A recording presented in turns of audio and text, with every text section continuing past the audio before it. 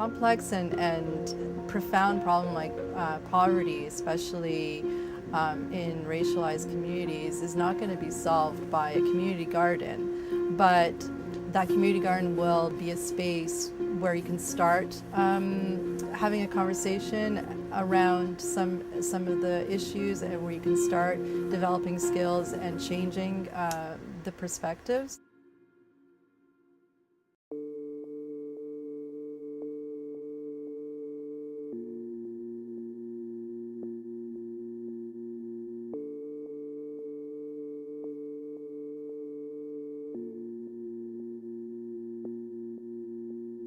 When you look at an urban or a core urban community like Toronto, where you have this downtown society and then the peripheral suburbia, you have communities of seniors, you have predominant social housing, most of the social housing existing in these suburban communities that have limited or restricted access to even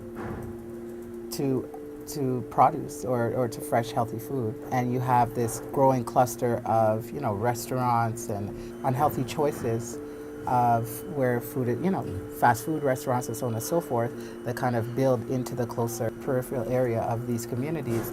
And then the grocery store is maybe a half hour, 45-minute walk. So when you have to spend your dollar, when we look at convenience and economics and just the overall psychology that goes into picking our food, we start to see, an ebb and flow where the choices are made of where you're going to spend your dollar, the choices that are made of what you're going to eat.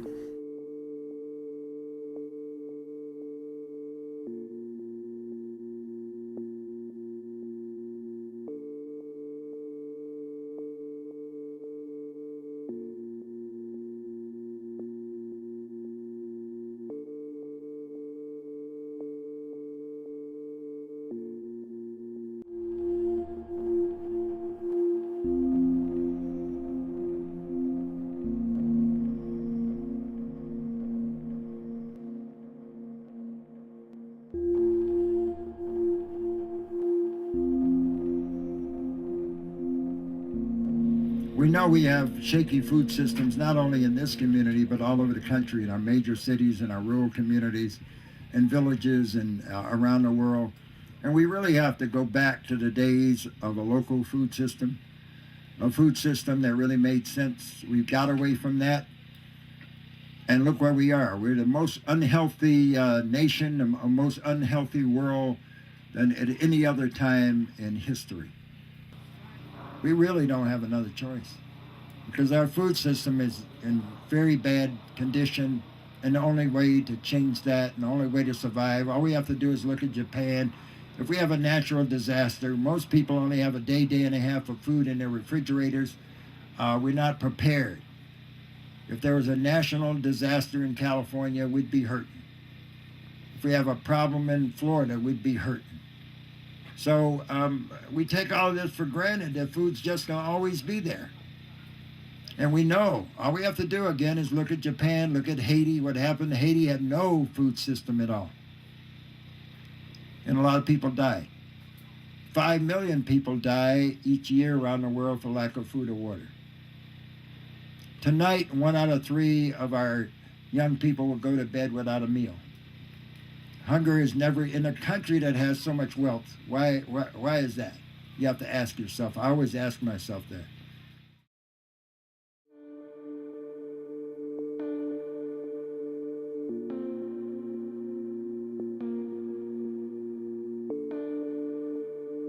I think there's a lot of room for things to change, and they will change. Right? I think it's just a matter of time, right? And so I'm confident that there will be changes. But I don't think those changes will happen until people really en masse start understanding that we need food. We need more secure food. So there's still, despite all the talk of food security and a little bit of reality that's scary that has gotten out, I think in general people believe that everything's going to be okay, right? We got lots of food, right? And the reality is we don't really have a secure food system here. We're really dependent on imports. right, for the food, and we really have a couple days stock in grocery stores, and then people are going to be on the phone. Right?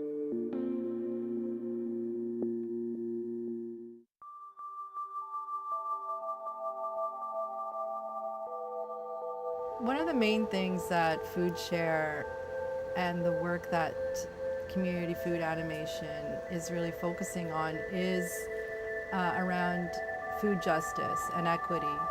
And that is related directly to the fact that, yeah, you will see different health outcomes in different parts of the city, and those are related to income, access to food, which happen to be connected to racialized communities. Food insecurity stems from so many different layers of marginalization, historically going back to this being a colonial, country. And all of these institutionalized approaches to community development trickle down into the food system. So we look at a me first system, and me is those who are privileged, be it through economic privilege or be it through or race privilege. And we develop institutions and government and community framework based on the me first. Let me tell you firsthand what our view is. First of all, we understand that we live in a global system of white supremacy. And I would be negligent if I didn't put this term out there. There's a global system of white supremacy that really grows out of, in many ways, the imperialism that came out of Europe, out of England, France, Spain, Portugal, Belgium, and conquered peoples around the world, took control of their land. And of course, that's what happened in the Western Hemisphere, which is why we have Canada and why we have what we call the United States, that this land was taken from peoples who inhabited the land for centuries. The same thing happened in Africa, the same thing happened in the Caribbean. And so food insecurity is really an outgrowth of this global system of white supremacy and this global system of imperialism, which has dispossessed people of their land and concentrated the ownership of land in the hands of a few, usually white males, and in the hands of those who are capitalists, so that the majority of people don't derive benefit from the land that they traditionally had access to. And if we're really serious about food justice and food equity, we have to deal with the question of land. This little plant of mine, I'm gonna let it shine, let it shine, let it shine, and let it grow. This garden of mine, I'm gonna let it shine. This garden of mine, I'm gonna let it shine. This garden of mine, I'm gonna let it shine. Let it shine, let it shine, let it shine. With the People's Peas Garden, I guess it's there's several kind of interconnected reasons for that particular project, like for planting a free food garden in Queen's Park. One of them is like specific to the location, right? That it's Queen's Park, and it's a statement on like the government. That's a representative of the provincial government, obviously, but it's a statement that at all levels of government have failed to, in any significant way, to address poverty and food insecurity. Never mind food sovereignty, that's not even on the agenda. The free food garden for all is kind of a statement on not as opposed to community gardens, but a lot of community gardens are like exclusive in some way, right? It's only for certain participants at certain times, and this garden specifically was to have none of that, right? Just for anybody at any time to contribute in any way they can and to take anything they need or want. Another piece is the like reclamation of public space, right? The fact that it's public land that's could be used to help people in some way. And not that we would, the idea wasn't to take over the entire Queen's Park, because it's used for all kinds of other activities that people use it for and that have other benefits. So the strategy was either, depending on the mood of the day and the police presence and on who was all there, we were thinking about planting a garden on the south lawn, digging in the soil, and then going for the imagery of people getting arrested for planting a garden. Plan B, which was something I was more leaning towards, was to have the picnic as a ruse or a clever distraction so that a lot of cops and media would show up thinking that we're going to be doing something very dangerous and controversial and getting arrested. So we laid out all of our signs and we were singing songs of peace and lovage. And we had these like a beautiful potluck and picnic, and we gave all of our media interviews. And the cops were like getting all nervous, like when are they going to make their move and plant the garden? Meanwhile, we had a special teams moving soil and compost and plants and water from behind Hart House over here to this location that we picked out, which was a giant tree that they just cut down and uprooted. So the soil was still loose and filled with wood chips, and it was getting full sun and near a water outlet right across the street. And so after the picnic, we packed up our stuff and walked north, and the birds and the bees provided aerial support while Lieutenant Earthworm readied the ground troops. And we moved in and we formed a big circle, and we said a few words, and then we sang, "All we are saying is give peace a chance.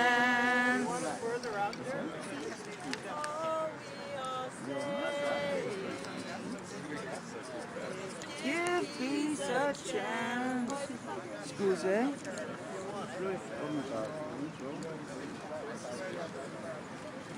Alright, these are coming around. Scusi? Yeah, sure. Oh, hand them out too. Yeah, perfect. I was just handing out a bunch. Anyone want to plant something? Here, I'll do a couple. Okay, I'll just grab a bunch. Yeah. Okay, thanks.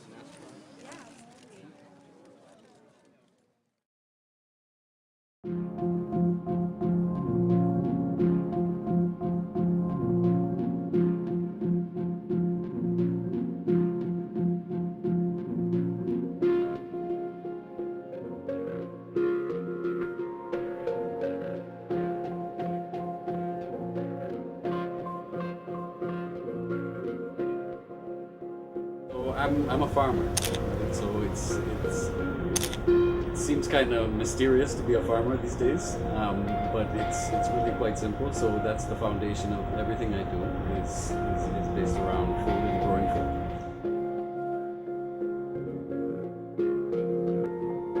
After coming up to Canada a couple of years ago, it was difficult to get into farming. It's not so accessible a field. So the only way in as a farmer, even though I was living in the suburbs in the country, was actually to investigate urban farming.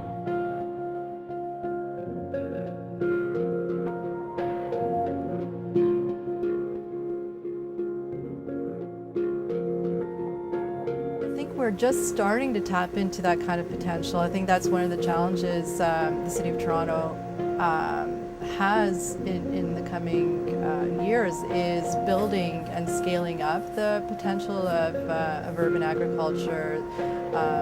We're still not there yet, but there is definitely a lot of potential in it becoming a source of income for communities.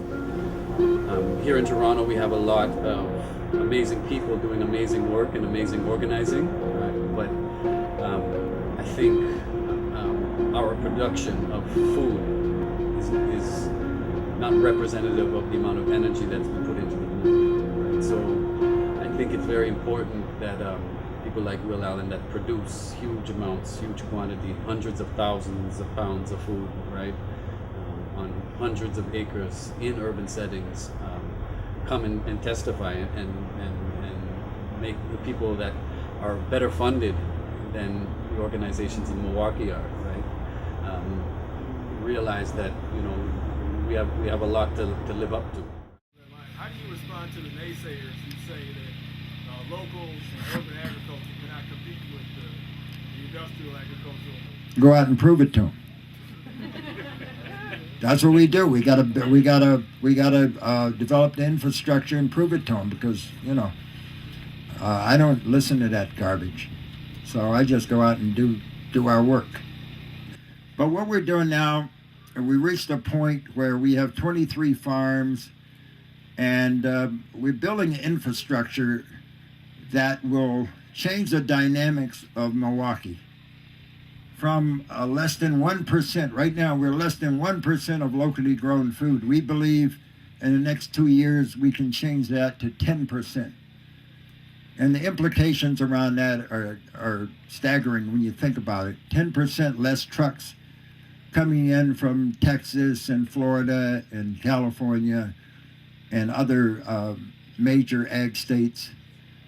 10%, more than 10% more jobs in the food system, and 100 different categories of jobs, more than 100 different categories of jobs, not just people putting food in the ground, but we need folks that are doing renewable energy. We need engineers, we need plumbers, electricians, we need finance people, we need educators, we need everybody from every profession you can think of to be a part. 10%, more than 10% improvement in health.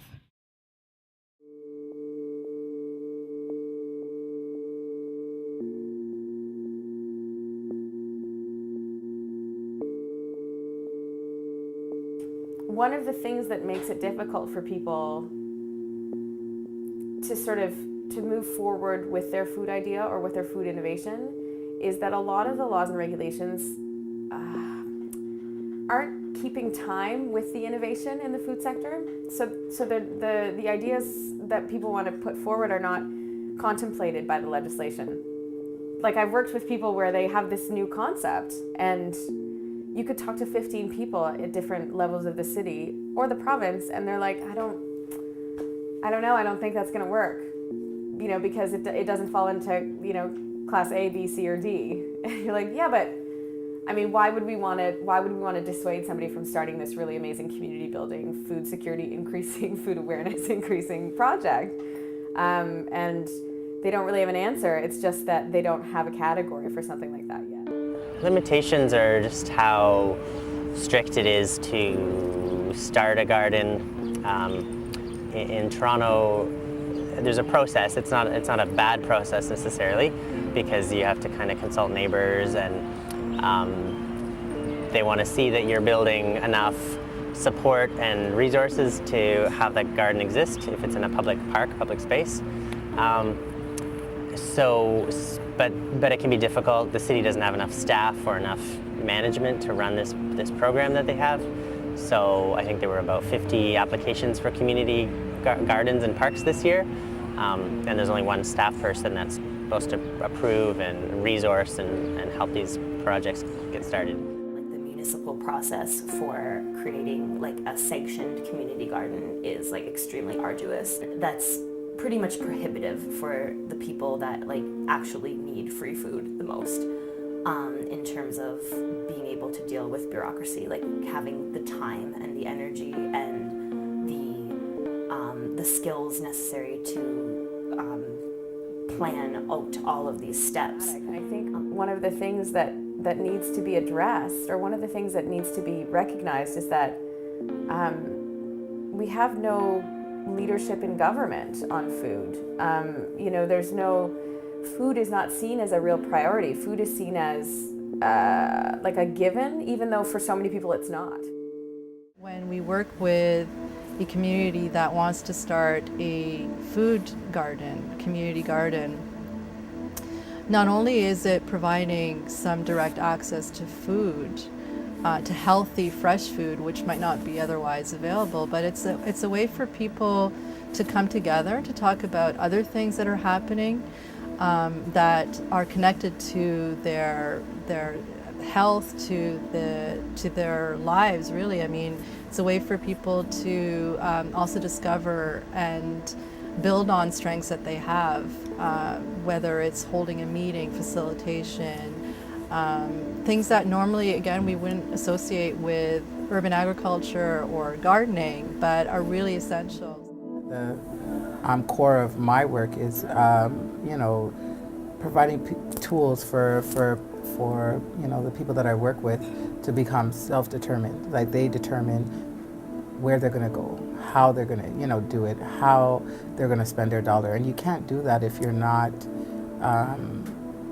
accurately informed. Sometimes people don't even know their situation because you're just so used to running the mill and being in that situation. They don't even identify that, we're food insecure. So a lot of people who coordinate a good food market or a community garden can use that on their resume, and it makes a big difference in accessing employment. And it's also a big difference in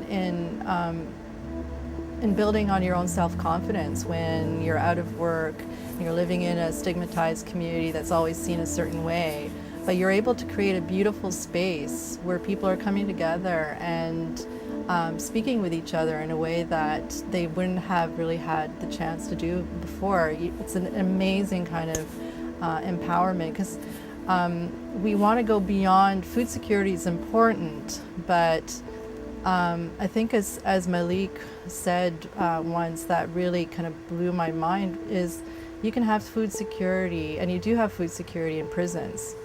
You have your 3 square meals, but you have no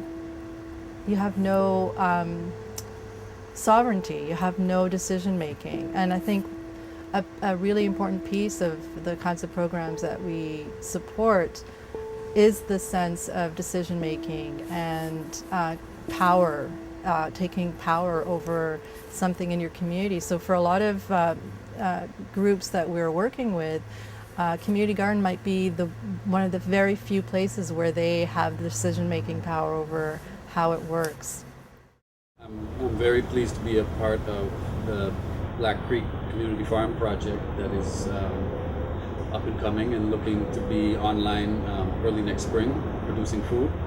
And this is a project where Fresh City Farms, for-profit enterprise, Everdale, which is an environmental learning institute, nonprofit, Food Share, which is a United Way organization that is the most significant distributor of food, good food in Toronto through their Good Food Basket, and African Food Basket, which is one of the longest standing organizations in Toronto around food and food justice. They began in the 90s and really were one of the catalyzing organizations around community gardening especially. So because we're including, or there is included several organizations that have already been doing work in the community, and plus this project has not been designed in a boardroom somewhere and then brought to the community. So the project is being very respectful and cognizant of the fact that the project needs to be designed with the community. All right. So over the last month, we've been having a series of community engagement meetings where the community and grassroots organizations were invited out to all-day visioning session right at the farm site. We had a turnout of over 35 representatives from various grassroots organizations, and we had intense visioning and idea sessions. Some of the ideas were uncomfortable. Some of them were very critical of what we were doing, right? But we took it all in and we've documented it, and it's going to be part of our process. I'm not sure if it has never been done, right? But I would guess that it's likely one of the first times that so much public engagement has happened before a project has actually been designed, right? So I think that is an important model, right? That the community needs to be informed of the process and not have a process imposed on them. In a lot of cases, I think it's kind of an NGO or a nonprofit or some type of external group kind of going into the community. And, I'll talk about a specific experience. There's one in St. Catharines that I did a case study on a community garden. And basically what I found after doing all these interviews and going to observe was that, this organization that was basically made up of, relatively well-off white people who don't live in the neighborhood where the garden is, going in and, building the garden and building a shed and donating tools and coordinating the entire thing, right? So the only way that the community is involved is physically doing the gardening. So in that sense, when it's those type of projects, no. I don't, all it's doing, I think, is help maybe improving food skills and improving nutrition, improving, you know, that type of, like, those things directly. But where it's done when it comes from the community, like looking at examples from Detroit, right, where what I just described didn't happen. It was just people who were like, look at all this space, we're going to grow food. And it kind of from there turned into community gardens and education and all of that. And in that case, like, the fact that it came from them is what's transformative, right? And food is kind of the venue, and it has immediate, like, it has effect in their immediate reality of what there is to eat. We're at D-Town Farm, and D-Town Farm is an urban agricultural project of the Detroit Black Community Food Security Network. We currently have 7 acres inside of Rouge Park, which is the city of Detroit's largest park. We grow more than 30 different crops in traditional row cropping, using traditional row cropping, in hoop houses like we're standing in now to extend the growing season. Really what we're doing is we're modeling techniques here. We don't think that one 7-acre farm will significantly reduce the problem of lack of access to food in the city of Detroit. But really what we're trying to do is plant seeds in people's consciousness and try to encourage people to engage in urban farming either on a very small scale or on larger scales as a way of becoming more self-sufficient.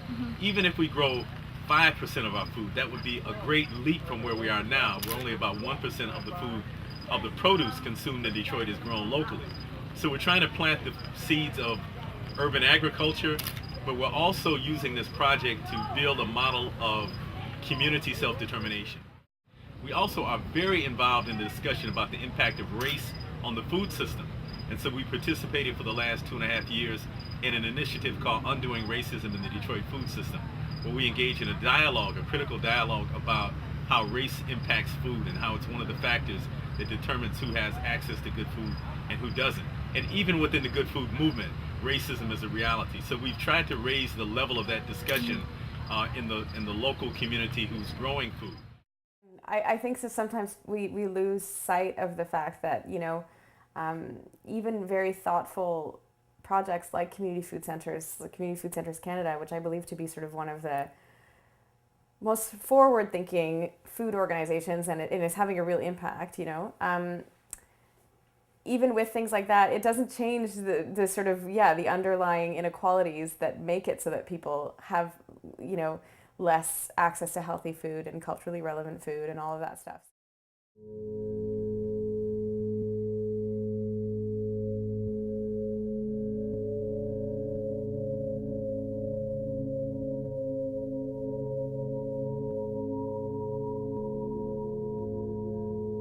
You see this in Chicago, New York, wherever you have low-income peoples in high-density populations. You're the perfect guinea pig, right? You're the perfect, you know, perfect scenario for my research. You're the perfect, you know, this is exactly what I need to get my master's or my PhD. And the reality is that you have just this, you know, this turnover of researchers and programs and funding that never, or rarely, I should say, impact the local community. You know, I would say 80% of the time the people conducting the research or facilitating the program have never or lived in or do not live in that community. The term food desert, while there's a reason why it exists, and there is some benefit to it in acknowledging that there is a problem in food access. There is a lack of grocery stores. But the problem of just using that one label is that you forget about, and you stigmatize, and you forget about what the strengths that are in a community. Jane Finch community here is often, when you just say the two words Jane Finch, people think immediately of crime and violence and scarcity. When you work in the community, and I used to work at the Jane Finch Community Family Center, the amount of activity and talent and skills is it's incredible. It just seems that we tend to, especially academically, build up these negative these negative outlooks or these negative titles and pegs and names and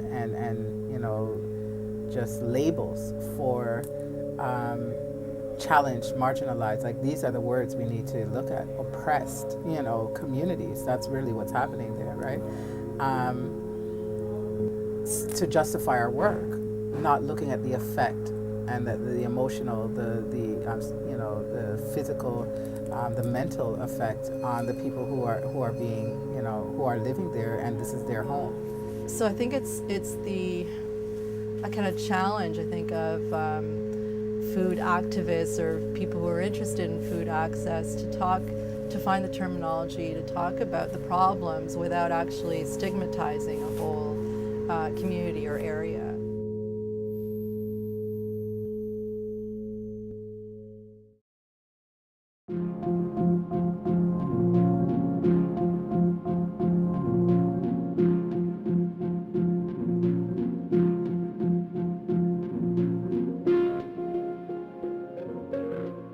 There's really a lot of land in the city. Like, we're right in the middle of downtown here, basically, and there's lots of space to be growing food.